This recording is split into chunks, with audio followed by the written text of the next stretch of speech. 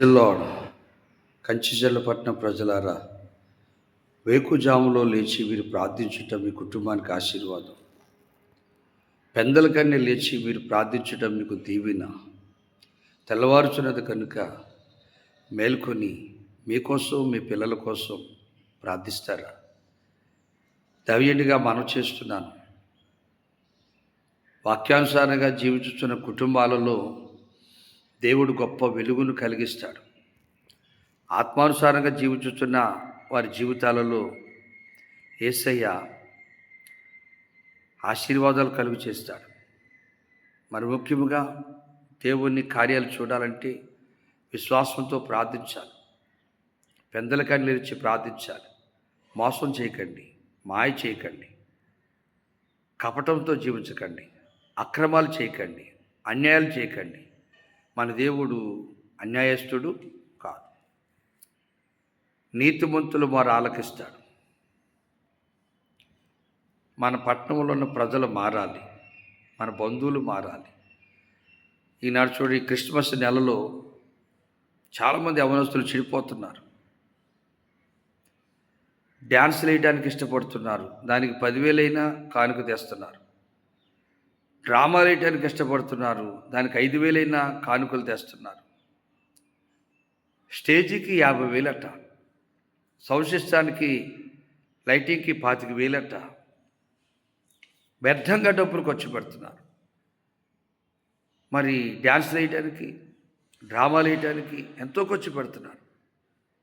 పండగ సందర్భంగా దైవజనుడిగా నేనేమంటానంటే, ఈ పండగ సందర్భంగా రోడ్ల మీద భిక్షగాళ్ళు ఉంటారు. వాళ్ళకి అన్నం పెడతావా? రోడ్ల మీద చలికి కప్పుకోవడానికి ఏది లేనటువంటి వాళ్ళు ఉంటారు, వారికి దుప్పటి కప్పుతావా? పెదవరాలకు సపోర్ట్ చేస్తావా? వృద్ధులకు సహకరిస్తావా? అనాథులకు సహాయపడతావా? ఈ క్రిస్మస్ సందర్భంగా అది నీకు ఆశీర్వాదం. ఈనాడు ఇలా బోధించే వాళ్ళు లేరు. సేవకులు కూడా ఈ సంబరాలలోని, సేవకులు కూడా ఈ సంతోషాలలోని మునిగి తేలియాడుతున్నారు. ఉన్న వాస్తవం ఏంటంటే, 100 రూపాయలు పోగేస్తే ఒక 20 రూపాయలన్నీ మిగిలితే కదా వాళ్ళకి సహకరిస్తే, ఒక 50 రూపాయలన్నీ మిగిలితే కదా వాళ్ళకి సహకరిస్తే అన్నట్టుగా ఫీల్ అవుతున్నారు. 50 కోసం 100 కోసం కక్కుతి పడకండి. శ్రేష్టమైన కృప పోగొట్టుకుంటారు. దేవుడు తరగని కృపనిస్తాడు, సమృద్ధినిస్తాడు. నీతిని బోధించండి. సామెతల గ్రంథంలో ఒక మాట ఉంది, నీతిని విత్తువానికి శాశ్వతమైన బహుమానము కలుగును అన్నాడు. నీతిని విత్తుతున్నావా? 10,000 ఇచ్చాడని 10,000ని బట్టి పొగుడుతున్నావా? నయమాన్ని తీసుకొచ్చిస్తే ఎలీషా తీసుకోలేదు. నీ డబ్బు నాకు అవసరం లేదు, పోమన్నాడు. ఒక ఆయన డబ్బు తీసుకొచ్చి ఇచ్చి అపోస్తుల ముందు పెట్టి, మీరు అస్తమించితే ఎలాగ ఆత్మ వస్తుందో అలాగ నాకు ఆ వరాలు కావాలి, ఇవ్వండి అన్నాడు. పోరా బాబు, నీ డబ్బు నీతో నాశనం అవునుగా అన్నాడు. ఈనాడు డబ్బు కోసం కక్కుతి పడుతున్న సేవకులారా జాగ్రత్త. బిలాములాగా బహుమానాలు ఎత్తున్నారు, పరిగెత్తుకుంటూ పోతున్నారేమో, జాగ్రత్త. యేసయ్య పాదాల చెంత చేరి ప్రార్థించండి. ఎక్కువగా ఉదయకాలం ప్రార్థన చేయండి. ప్రజలకు సత్యాన్ని బోధించండి, నీతిని ప్రకటించండి. దేవుడిచ్చే శాశ్వతమైన కృప తరగని కృపనిస్తాడు.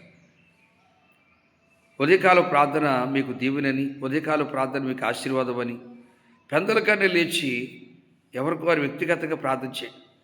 వేషధారుల వల్ల ఉండొద్దు. కొంతమంది ఉంటారు వేషధారు, తెల్లారి ఇంట్లో ప్రార్థన చేయరు. ఎక్కడైనా ఏదైనా పెడుతున్నారంటే అక్కడికి వెళ్ళి నేను పెద్ద ప్రార్థన పడను, నేను భక్తి పడను నిలబడతారు. అక్కడ ఇంటి దగ్గర అది ఉండదు. ఇక్కడ మనుషులకు చూపించాలని భక్తి చేస్తారు. అదొద్దు. యేసు ప్రభునందు విశ్వాసం ఉంచి ప్రార్థించండి. ప్రజల క్షేమం కోసం ప్రార్థించండి. దావీదు పెందలకన్నే లేచి ప్రార్థించాడు, దీవించబడ్డాడు. దావీదు వేకునే లేచి ప్రార్థించాడు, దీవించబడ్డాడు. దావీదు తెల్లవారక మునుపే లేచి ప్రార్థించాడు, దీవించబడ్డాడు. అటు ప్రార్థన చేసి మీ కుటుంబానికి, మీ పిల్లలకు, మీకు దేవుడిచ్చి ఆశీర్వాదాలు సంపాదించుకోవాలని దైవజనుడిగా మనం చేస్తూ ఈ మాటలు ముగిస్తున్నాను. ప్రభు ఈ మాటలు ప్రతి ఒక్క హృదయాలను ఫలభరితముగా చేసి నీతి మార్గంలో నడిపించును గాక. లూదియా హృదయం తెరవబడినట్లు ప్రతి ఒక్క హృదయాలు తెరవబడును గాక. ఈ మాటలు వింటున్నటువంటి వారు హృదయాలు మార్పు కలుగును గాక. ఆమేన్, ఆమేన్, ఆమేన్.